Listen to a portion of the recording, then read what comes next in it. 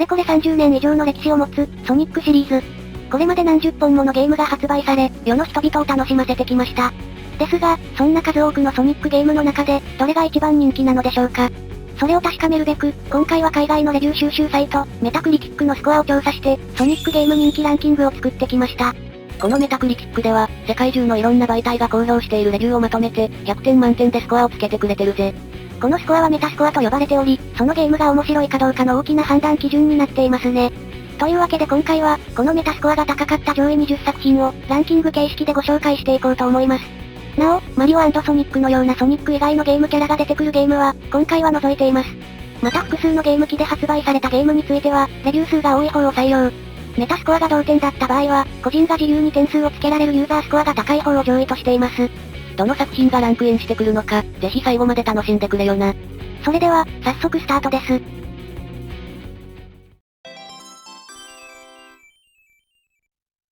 第20位、2023年発売、ソニックドリームチーム。メタスコア75点、ユーザースコア 8.6 点です。こちらは2023年の年末に、Apple が展開しているサブスクリプションサービス、Apple アーケードで配信されたゲームです。今作の舞台は夢の中。悪の天才科学者ドクターエップマンが発見した、夢を現実世界に具現化する古代の装置、レバリー。その中に迷い込んだソニックたちが、エップマンの野望を阻止すべく、夢の世界を駆け巡る物語です。今作の特徴は、操作キャラの多さ。操作キャラクターは、ソニック、テイルス、ナックルズ、エミー、クリーム、ルージュの6人から選択できます。キャラクターそれぞれに固有アクションがありますし、特にルージュとクリームは超久々に操作キャラへ復帰。ソニックファンを沸かせましたね。また今作は、操作性が非常にいいです。コースが広いので落ちづらいですし、レールに飛び乗る際などのアシストも充実。ソニック初心者にぜひおすすめしたい一本です。メタクリキックのレビューを見ても、こういうゲームを待ってた、アシストが素晴らしいし、ボス戦も楽しいなど、ゲーム性を高く評価するコメントが多く見られます。一方で、スマホゲームであるがゆえにボリュームは少ないので、可もなく不可もないゲームといったレビューもありましたね。3D ソニックの入門編としては間違いなくいいゲームだから、遊べる人はぜひ遊んでみてほしいぜ。第19位、2003年発売、ソニックピンボールパーティー。メタスコア77点、ユーザースコア 6.4 点です。今作は、ゲームボーイアドバンス向けに発売された、ソニックのピンボールゲーム。エップマンにさらわれた仲間たちを救うため、エップマン主催のピンボールトーナメントに、ソニックが挑みます。今作のゲーム性は、一般的なピンボールゲームに近いです。ストーリーモードでは所定の得点を獲得することでステージクリアとなり、次のステージに進んでいきます。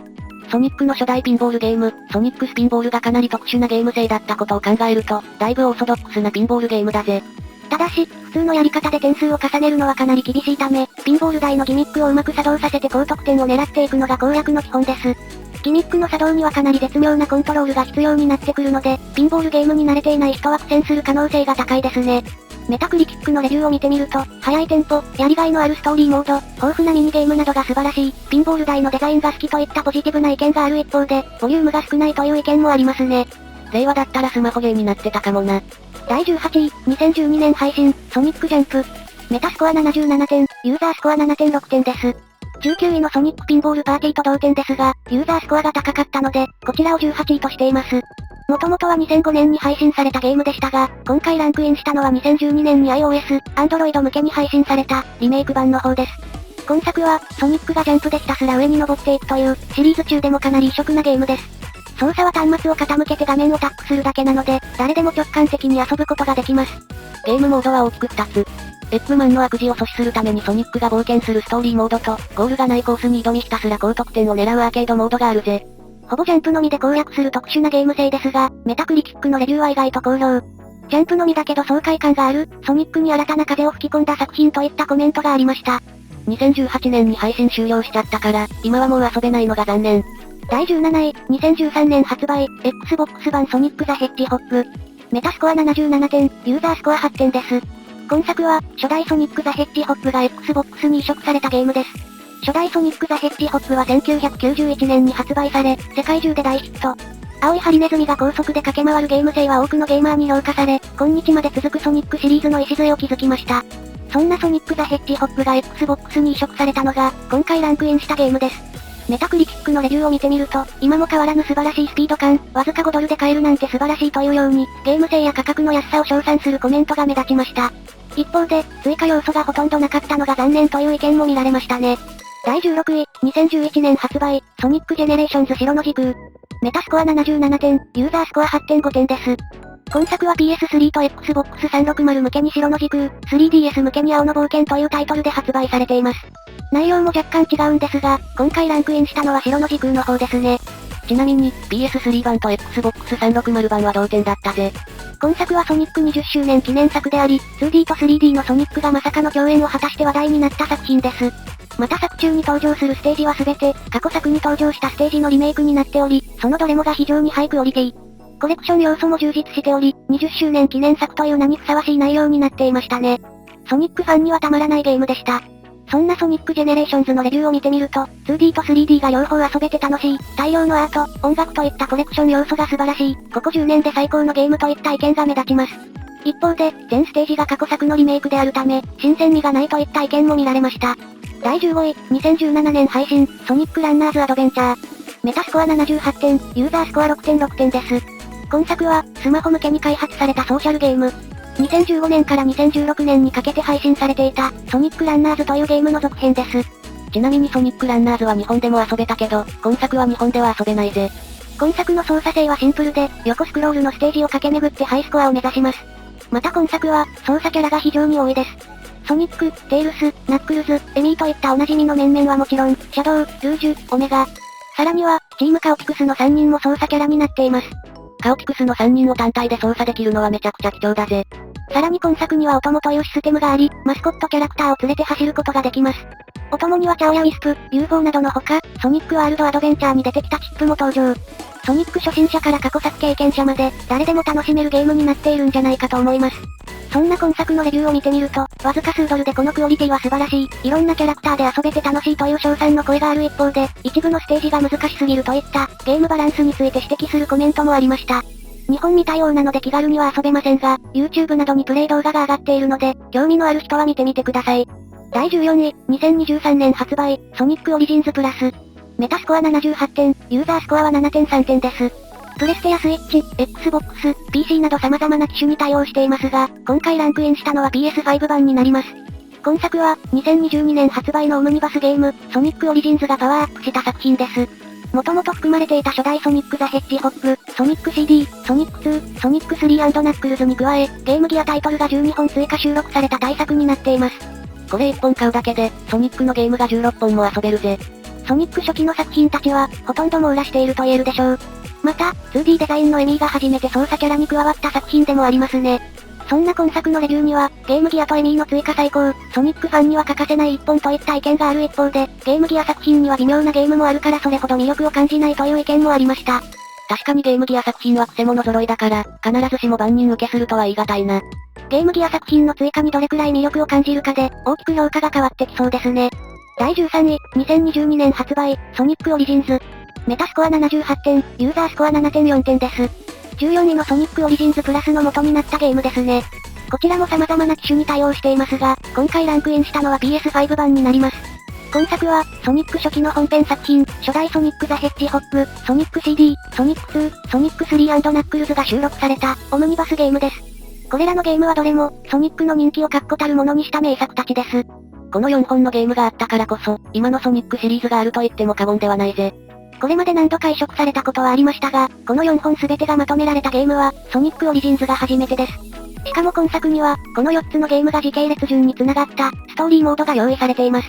このストーリーモードを遊べば、ソニックの始まりの物語を簡単に網羅できちゃうんですね。ゲームのつなぎ目には今作書き下ろしのアニメもついてるから、話の流れもつかみやすいぜ。また、初期のソニックといえば難易度が高いことでも有名でしたが、今作にはゲームオーバーがないアニバーサリーモードというものがあるため、ソニック初心者の方でも安心。何度ミスしてもすぐ直前からやり直せるから、じっくり攻略法を探せちゃう。もちろんゲームオーバー付きのモードもあるので、昔ながらの高難易度ソニックを遊びたい人も楽しめます。そんな今作のレビューを見てみるとやはり、アニバーサリーモードのおかげで気軽に遊べる、追加要素が素晴らしくて、長年のソニックファンも満足する作品など、遊びやすさを称賛するコメントが多いですね。一方で、一部ステージ BGM がオリジナル版から変わっていたり、古いゲームが4つでこの値段は高すぎるといった意見もありました。第12位、2007年発売、ソニックラッシュアドベンチャー。メタスコア78点、ユーザースコア8点です。このソニックラッシュアドベンチャーは、2005年に発売した、ソニックラッシュというゲームの続編です。ある日、ソニックたちの世界に突如、謎の高エネルギー体が出現。ソニックとテイルスは飛行機に乗ってエネルギー体の調査に向かいますが、その最中、突然現れた巨大な竜巻に飲み込まれてしまいます。そして二人が目を覚ますと、見たこともない島に流れ着いていました。二人はそこで出会った少女、マリンの願いを聞き入れると同時に、自分たちがどこにいるのかを突き止めるべく、情報を集めに冒険に出るというストーリーです。今作は 2D 横スクロールの作品ですが、3D ソニックでおなじみのブースト機能が実装されています。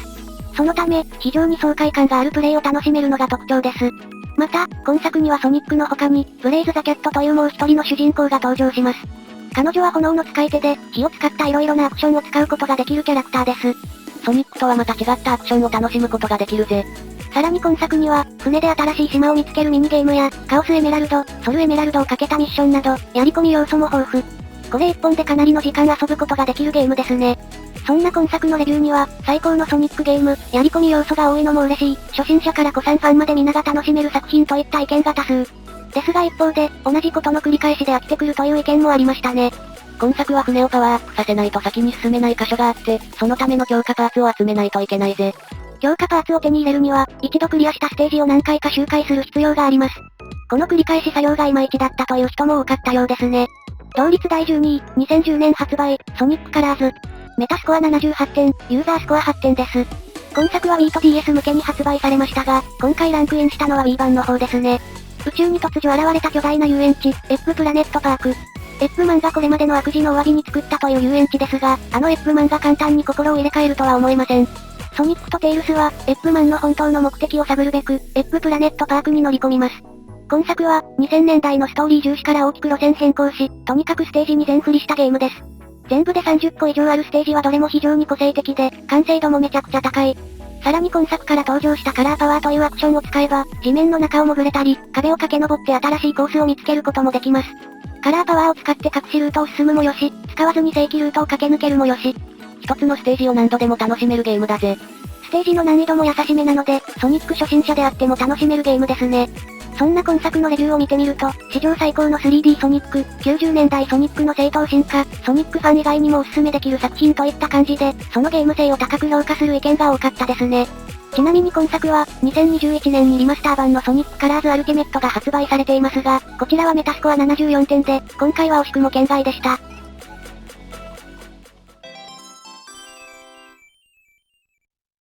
第10位、2004年発売、ソニックアドバンス3。メタスコア79点、ユーザースコア 7.9 点です。今作は、ゲームボーイアドバンスで展開された、ソニックアドバンスシリーズの3作目。今作では、エッグマンがカオスエメラルドの力を使って、世界を7つに分断してしまいます。その影響で、ナックルズ、エミー、クリームとはぐれてしまったソニックとテイルス。二人は仲間たちを探し、分断された世界を元に戻すべく動き始めます。ソニックアドバンス3は、二人のキャラクターがペアで行動するパートナーシステムが最大の特徴です。プレイヤーはソニック、テイルス、ナックルズ、エミー、クリームの中から好きな組み合わせを選び、ステージを攻略するんですね。そして選んだ組み合わせによって、色々なタッグアクションが発動します。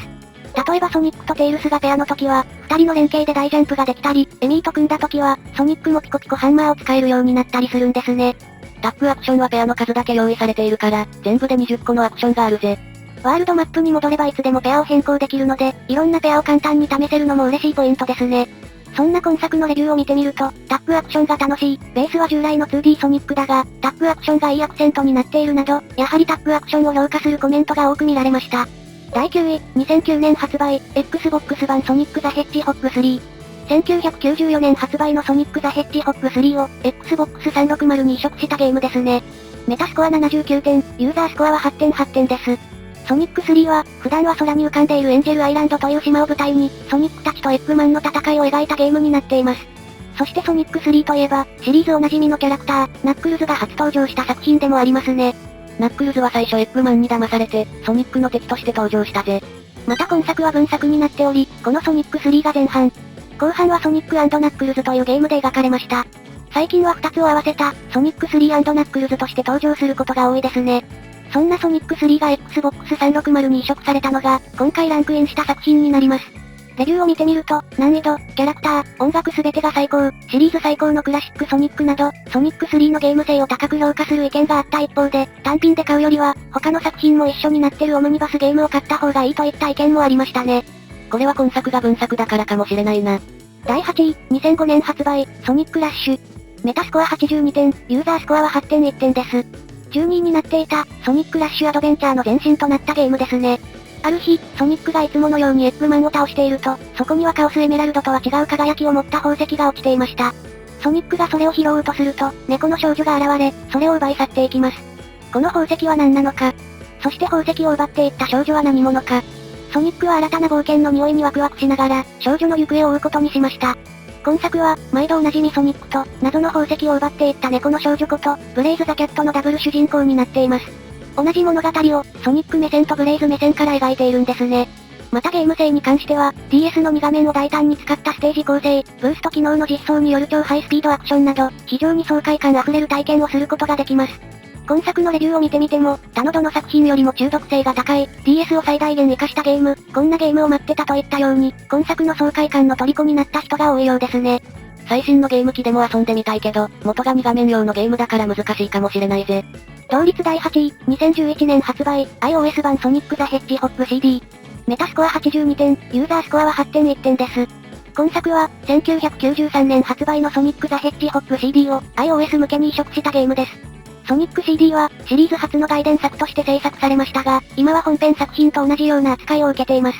というのも、今作はソニックシリーズのレギュラーキャラである、エミー・ローズとメタルソニックのデビュー作なんですね。エミーは、カード占いのお告げでソニックと出会い、ソニックに一目惚れします。しかしその直後、エッグマンがソニック対策で作ったロボット、メタルソニックがエミーを誘拐。ソニックはエミーを助けるべく、メタルソニックを追いかけました。一度に2体の新キャラが出てきた贅沢なゲームだぜ。また今作にはタイムワークというアクションが実装されており、パストやフューチャーと書かれた看板に触れた後一定時間高速移動すると、触れた看板に対応する時代にタイムワープできるようになっていました。そのため今作のステージには、スピードを出しやすくする仕掛けが多く設置されています。ソニックのスピード感を存分に味わえることから、非常に人気がある作品になっていますね。そんなソニック CD が iOS 向けに移植されたのが今回ランクインしたゲームなんですが、実はこの iOS 版ソニック CD を作ったのは、セガではないんです。実はこのゲームを作ったのは、一ソニックファン。彼はソニック好きが高じて、自分でソニック CD の移植版を作ってしまったんですね。そして出来上がった作品をセガに持ち込んだところ、あまりの出来栄えにセガの担当者は驚愕。ついには、セガの公式作品として発売することになったのです。この話は本当に、ソニックファンの間では伝説だぜ。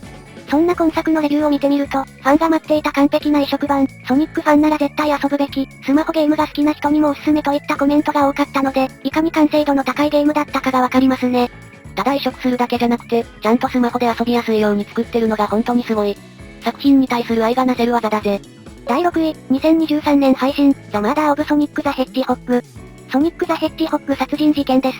メタスコア82点、ユーザースコア 8.4 点です。今作は、2023年4月1日、エイプリルフールの日に、セガが配信したアドベンチャーゲーム。エミーの誕生会のために、列車ミラージュエクスプレスを借りて、みんなでマーダーミステリーをやることになります。プレイヤーは列車の新人スタッフとして、探偵役のテイルスらのお手伝いをしていくことになるんですね。もちろん本編ではなくスピンオフ作品なんですが、登場キャラクターは意外に多く、豪華な仕様になっています。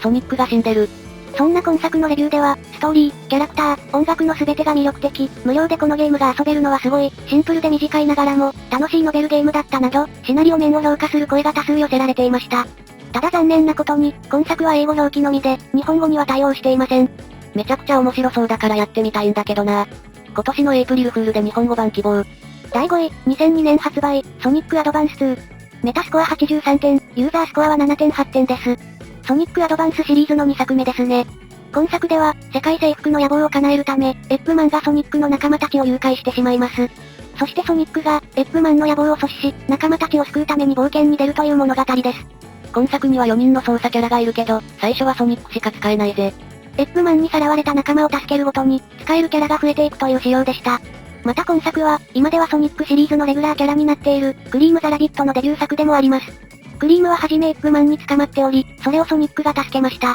しかしクリームのお母さんもエッグマンに捕まっていたため、クリームは母親を助け出すべくソニックの後を追いかけるんですね。クリームちゃんマジいい子。またゲーム性の面では、今ではおなじみとなったブースト機能が、今作から実装されました。今とは若干仕様が違ったのですが、ブーストにより驚異のスピード感が得られるゲームでもあったんですね。そのためレビューを見てみても、ソニックファンだけでなく、誰でもアドレナリンラッシュを楽しめる作品、ソニックといえばスピードだけど、今作は明らかに群を抜いているといったように、そのスピード感を評価するコメントが多く見られました。第4位、2020年発売、スイッチ版ソニックザヘッジホッグ2。メタスコア83点、ユーザースコアは8.2点です。今作は、1992年に発売したソニック・ザ・ヘッジホッグ2をスイッチに移植したゲームです。ソニック2はシリーズ2作目として制作され、ソニックの人気を不動のものにした名作。まずステージの種類がすごく豊富で、初代ソニック・ザ・ヘッジホッグの倍近い11種類もあります。また、今ではおなじみのアクションであるスピンダッシュや、スーパーソニックが登場したのも今作からです。さらに、ソニックの相棒、テイルスが初登場した作品でもありますね。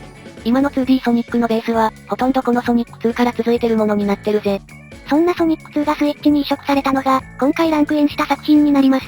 メタクリティックのレビューを見てみると、何度移植されても色褪せない名作、ナックルズをはじめ、色々な追加要素があるのが素晴らしいというように、ソニック2のゲーム性だけでなく、スイッチ版の追加要素を評価するコメントも目立ちました。このスイッチ版には、原作を忠実に再現したオリジナルモードの他に、リングを10枚持った状態でゲームを始められるリングキープモード。さらには、最初から全てのカオスエメラルドとリングを50枚持ち、すぐにスーパーソニックに変身できるスーパーソニックモードなど、いろんなモードが実装されてるぜ。他にも、操作キャラにナックルズが追加されていたり、リングを100枚集めるまでのタイムを競う、チャレンジモードという機能なんかもありますね。それでいて価格が999円と安いので、かなり満足度が高いゲームだと言えます。評価が高くなったのも頷けますね。原作ファンもうならせる、素晴らしい移植作品になったぜ。第3位、2017年発売、ソニックマニア。メタスコア86点、ユーザースコアは 8.4 点です。今作は PS4 やスイッチ、Xbox、PC で発売されましたが、今回ランクインしたのは PS4 とスイッチ版です。ソニックマニアは、8位で紹介した iOS 版ソニック CD を作った人が、公式からスカウトされて開発したゲームになっています。いわば大のソニックファンが作った、公式のファンメイド作品のようなゲームですね。ゲーム性は昔ながらの 2D ソニックで、登場するステージについても、そのほとんどが過去作に出てきたもののアレンジになっています。絵柄もドット絵だけど、コマ数が増えてるからすごくヌルヌル動くのも特徴だぜ。またソニック初期の名物裏技、デバッグモードや、ミニゲームのブルースフィアも搭載されているなど、本当にソニックファンのためのゲームといった作品ですね。そんなソニックマニアのレビューを見ると、原作を尊重しつつも、しっかりパワーアップさせた傑作、これはオリジナル版を超えている、欠点を見つける方が難しいなど、称賛の嵐といった感じでした。ステージのアレンジの仕方が最高にうまいんだよな。もちろん過去作を知らない人でもめちゃくちゃ楽しめるから、ぜひいろんな人に遊んでほしいぜ。第2位、2001年発売、ソニックアドバンス。メタスコア87点、ユーザースコアは 7.9 点です。今作は、ソニックアドバンスシリーズの記念すべき1作目。このソニックアドバンスは、メガドライブ時代のソニックのリブートのような作品です。例えば今作のストーリーは、エッグマン帝国建設のために小動物を捕まえ出したエッグマンを、ソニックたちが倒しに行くという、初代ソニック・ザ・ヘッジホッグとほぼ同じ展開になっています。各ステージの長さも初期の作品たちと同じくらいで、ステージギミックにも特に気をてらったものはありません。最初のステージ名がネオグリーンヒルになっていることからも、メガドライブ時代の作品を意識していることがわかりますね。ですがもちろん進化している面もたくさんあって、例えば今作はソニック、テイルス、ナックルズ、エミーの4人で遊ぶことができたり、カオスエメラルドを全て集めると真のラスボスと戦えたりします。ベースはオーソドックスな 2D ソニックだけど、随所に新しい要素が散りばめられた名作だぜ。そんなソニックアドバンスのレビューを見てみると、グラフィックと音楽が素晴らしい、2D ソニックファンが求めるものが全てある、とにかく楽しいといった感じで、特に 2D ソニックファンの方に評価されていましたね。栄えある第1位は、2018年発売、ソニックマニアプラス。メタスコア87点、ユーザースコアは 8.4 点です。今作も色々なゲーム機で展開されましたが、今回ランクインしたのはスイッチ版です。今作は、3位で紹介したソニックマニアがパワーアップしたゲームになっています。中でも大きな追加要素は、アンコールモード。このモードは、ストーリーモードの続きです。オリジナル版とは異なるステージギミックや、新しいエピソードを楽しむことができます。さらにこのアンコールモードでは、新しい操作キャラも追加されました。追加されたのは、マイティザールマジロというキャラと、レイザフライングスクイレルというキャラ。この二人はあまり見ないキャラクターですが、実は今作が初登場というわけではありません。彼らは、1993年にゲームセンターで稼働したゲーム、セガソニック・ザ・ヘッジホッグに出てきたキャラクターたちなんですね。マイティはその後の作品にも少しだけ登場しましたが、レイは本当にこのセガソニック・ザ・ヘッジホッグ以来、約25年ぶりの登場になったわけです。まさかの復活に、長年ソニックファンをやってた人たちはめちゃくちゃびっくりしたそうだぜ。そんなソニックマニアプラスですが、もともと評判が良かったものにさらに追加要素が加わった形になるので、当然その評価は上々です。レビューには、完璧だったものがさらに進化した、ソニックの真の復活、どのステージにも小ネタが盛りだくさんなど、今作を絶賛するコメントが溢れていましたね。このソニックマニアプラスの成功があったから、これからも 2D ソニックの開発を続ける方針になったらしいぜ。今でも 2D ソニックの新作が遊べるのは、このソニックマニアプラスのおかげかもしれないですね。以上、ソニックシリーズ人気ランキングでした。動画が気に入っていただけましたら、いいねやチャンネル登録をぜひお願いします。みんなが好きなソニック作品もぜひ教えてほしいぜ。たくさんのコメントお待ちしています。それでは、次の動画でお会いしましょう。